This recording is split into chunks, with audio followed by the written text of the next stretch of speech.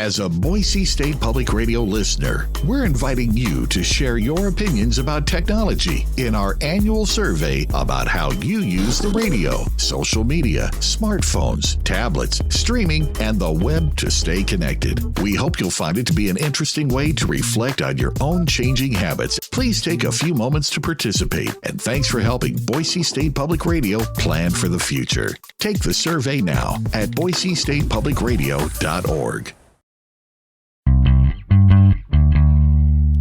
More Idaho Matters right now from the studios of Boise State Public Radio News. I'm Gemma Gaudette.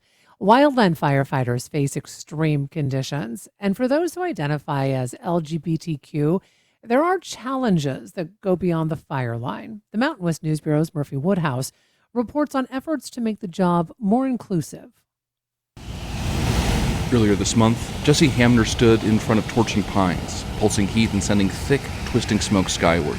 We went up to the Bridger Tetons and did 2 prescribed burns. Season's going great. Hamner, who shared the audio you're hearing, has a leadership position on a Utah-based Forest Service hand crew. She's also an out, proud lesbian.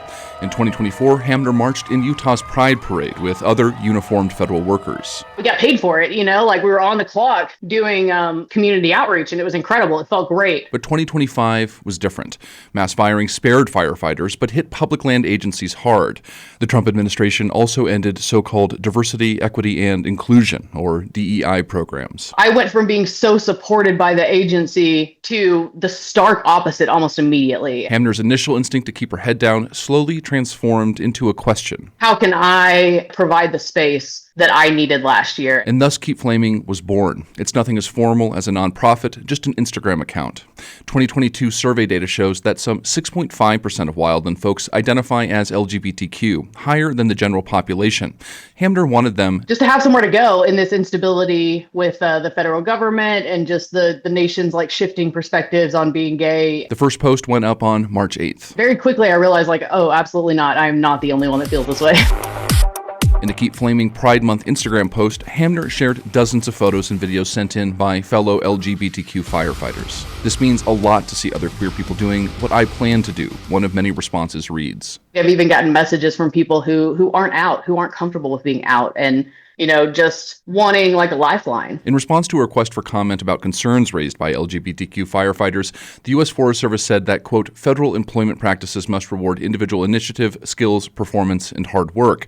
While the agency does not endorse or promote identity-based programs, a spokesperson wrote, we are firmly committed to fair and respectful treatment of all employees. Bobby Scopa, who wrote about her 45-year career as a transgender fire professional in the memoir Both Sides of the Fire Line, says she hears the same worries that Hamner does. I am fearful that folks coming out, especially as trans right now, are going to have a harder time than I did when I came out in the 90s. To me, that's horrible. But there are countervailing trends. For the most part, I think young people have come up and realized it's not that big a deal. Scopa says her mid-career transition allowed her to finally abandon what she described as an exhausting male facade. And to young trans firefighters, she has counseled grace, as hard as it can be, toward those with anti-LGBTQ views, along with commitment to the work. If you can keep up getting up the mountain, or if you can cut line as fast, or you can deploy that hose pack, that's what counts. So be good at your job. Okay, copy. Like Scopa, Liz Skelly has found success as a firefighter. She identifies as pan or bisexual, but also uses queer, a term she called a loving umbrella. All right, let's keep progressing, just slowly. She runs a federal training crew based in South Carolina. You're hearing one of the prescribed burns they were on earlier this year. She says she's largely been spared the harassment some other LGBTQ firefighters say they've experienced. And now a crew leader, she tries to foster a welcoming spirit. My goal in our program is to give everybody a really good first season. But the work isn't for everybody, Skelly acknowledges. The shifts are brutal, and the weeks-long deployments push people to their physical and mental limits. With fire facing a long-standing recruitment and retention problem, Skelly reasons, why not make the basket of potentials as large as you possibly can by being as inclusive as possible? Welcoming crews attract diverse experience, Skelly says, an asset on the fire line. I'm just as myself as I can be. And that's when she's at her best. For the Mountain West News Bureau, I'm Murphy Woodhouse. And Murphy is joining us live now to talk more about this. Murphy, it's really nice to have you back on the show. Thanks for joining us today. Absolutely excited to talk about this story. So, Murphy, a statistic that stood out to me in your story is that 6.5% of wildland firefighters identify as LGBTQ. Now, at the same time, the survey was higher than the general population. So that's a little bit surprising. Was it surprising to you? It really was. But after speaking with Jesse and the other sources for the story, I think my surprise is due, frankly, to ignorance on my part. As we've Mm. discussed regularly, I have a background in fire, and I've seen firsthand the hyper masculine side of the work that I think many understandably and correctly assume would make the LGBTQ experience a challenging one. I really don't want to downplay that reality, which was very much affirmed by the people I spoke to for the story. But it's also more complicated than that. And so let's hear from Jesse with Keep Flaming. I think that this job really is kind of a magnet for queer people, for weird people, for people with ADHD. Like if you got that spicy brain, like yeah, we don't want to sit in an office. We want to be outdoors, And I think that part of the queer and outdoor connection is, in a society that can be rejectful at times, like nature doesn't reject, it doesn't discriminate, it doesn't judge you. Like you can find community in nature wherever you go. And I think that, queer people are pretty primed to, like in order to come out, we have to reject these societal standards. We have to reject the typical 9 to 5. We have to reject, like just the cookie cutter life. So I want to be very clear that I experienced wildfire as a straight white male, and that's easily the most represented subpopulation in fire. But I immediately resonated with what Jesse said there. Its truth was immediately clear to me. Fire is a weird job. Many firefighters are weirdos, and I just found it really poignant to hear Jesse identify fire, despite so much, as a workplace that has and will continue to attract queer folks just like her. Hmm. So, Murphy, I mean, with all of that being said, then you had a written version of the story as well, and there was an interesting discussion, really, of the unique challenges that are faced by LGBTQ men in fire. What did you hear there in that discussion? Absolutely. So I was really glad to be able to get into this complex issue in the story. At the end of the feature, we heard from Liz Skelly, and she had some really interesting thoughts on the matter. Let's hear that tape.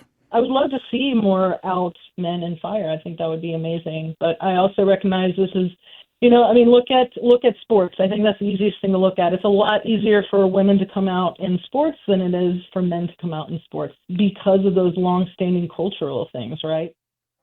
So we're not going to be able to hear from him directly because we didn't do a taped interview, but I did get comments from Kyle Trefney, who's a very interesting person, a young person in fire. He's one of the co-founders of a group called the Fire Generation Collaborative. He's a seasonal firefighter and also identifies as bisexual and queer. So he affirmed Liz's sense of the additional challenge for queer men on the fire line, and this is one of the written quotes that I got from him. Quote, "I've met very few queer men in fire who are out in public," he said. "It's one of the reasons I'm open about it. Not everyone can be. Yes, I've been harassed, but I find strength knowing I have peers and generations before who fought to transform the culture, and more will keep it going." And we'll get into some potential responses to these issues later, but he also had this to say. "It doesn't have to be this way. A welcoming, has your back type of culture is a key way we can attract new people, keep folks here and happy, and make the fire space safer and more innovative." He says he already sees queer firefighters and fire practitioners helping lead us there.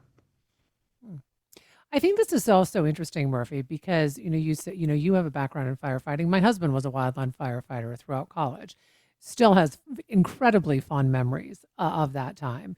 Um, at the same time, you know, it's interesting what Liz said that look at sports. I mean, frankly, look at our culture, right?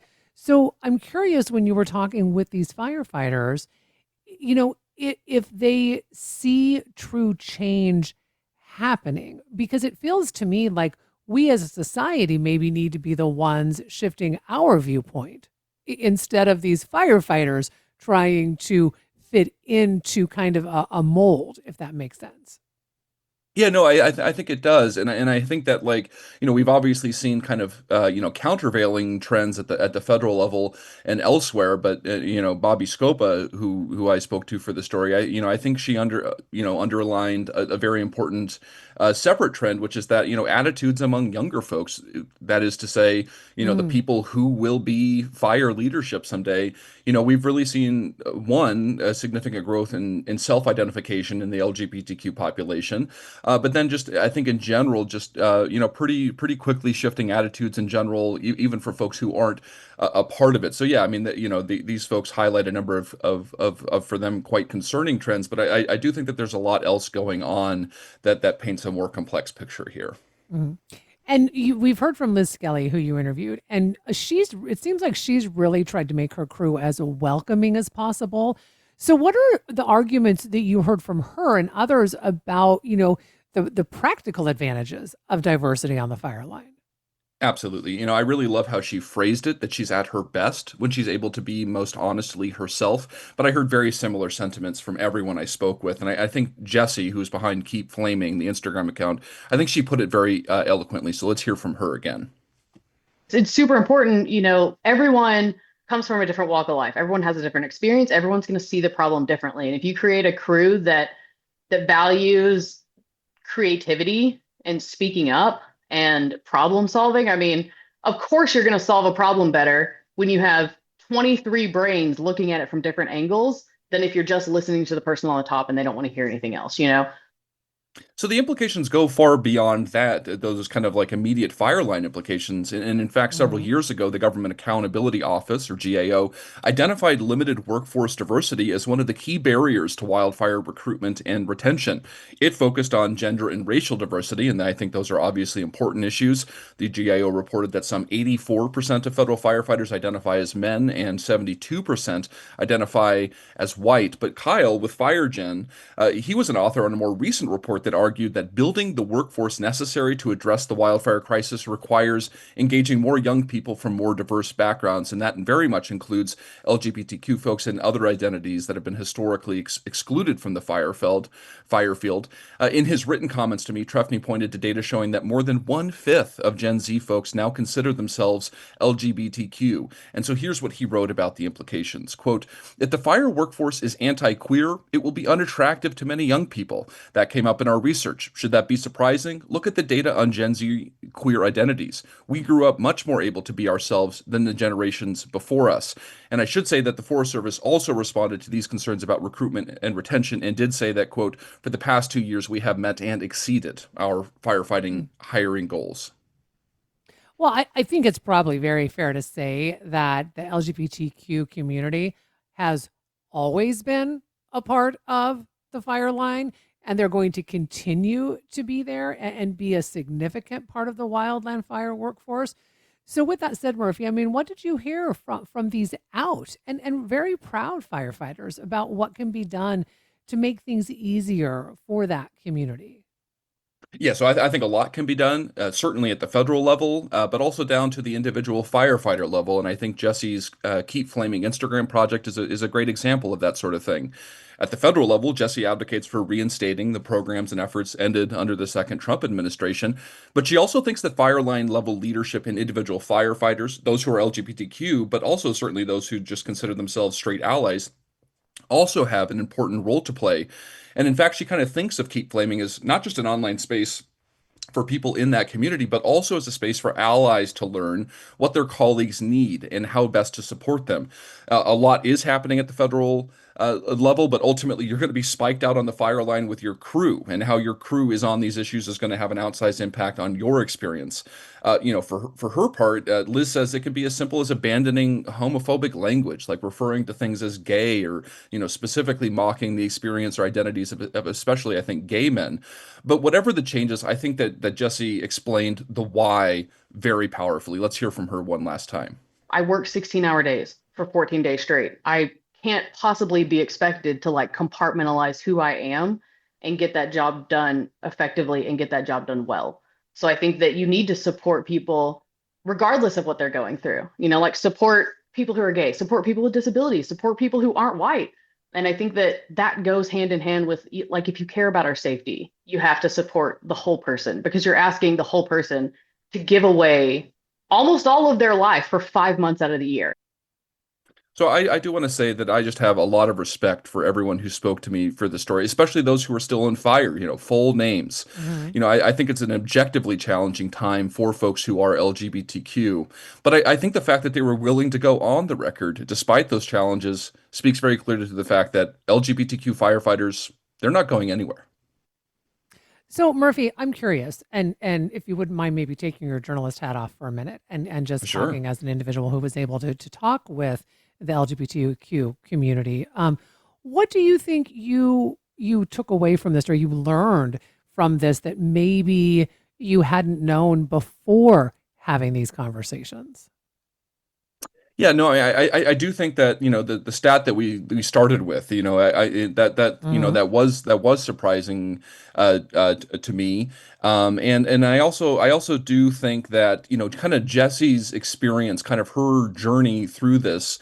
I think speaks to just the resilience of these folks, right? I mean, the first season under the Trump administration, she kept her head down. She was very, very worried. But Hmm. then, what did she ultimately do? She ultimately got very loud, got very proud, spoke to me on the record, like has been doing all of this high profile advocacy for her communities. And so, like, I mean, these folks, one of my lines about fire is that, like, because everyone is impacted by the wildfire crisis, everyone has a role to play. The fire line really does need to be for everyone, not just as a question of basic fairness, but also for all the reasons laid out here. We all have skin in this game, and I'm Hmm. just very blown away by the bravery shown by these folks and the work that they're doing to insist on a place for LGBTQ folks on the fire line. Well, I really appreciate you bringing this story to us and diving deep into it. I hope that we've all learned a little bit more today. So really appreciate the reporting and your time, Murphy. Absolutely, always glad to do it. And that'll do it for this episode of Idaho Matters. Make sure you check out our podcast feed, because you can find more episodes of topics that might be interesting to you. And for more local news and headlines, make sure you subscribe to the Connector podcast. Find this and other Boise State Public Radio podcasts on Apple Podcasts, Spotify, or wherever you're listening right now. Each story you hear on Planet Money starts with a question. What happens if we refund tariffs? Why are groceries so expensive? At NPR, we stand for your right to be curious, because the forces shaping our world can be hard to see. Follow NPR's Planet Money wherever you get your podcasts and start seeing how the economy really works.